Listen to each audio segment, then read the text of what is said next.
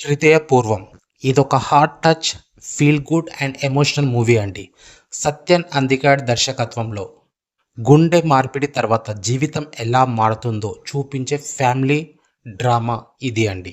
ఈ కథలో కొత్త జీవితం, కుటుంబం, అనుబంధాలు, ప్రేమ, హాస్యాలు అన్నీ సున్నితంగా చూపించబడ్డాయి.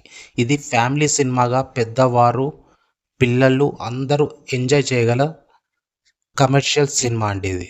మోహన్ లాల్ తన న్యాచురల్ యాక్టింగ్తో కామెడీ టైమింగ్, ఎమోషనల్ సీన్స్లో చాలా పర్ఫెక్ట్గా చేశారు.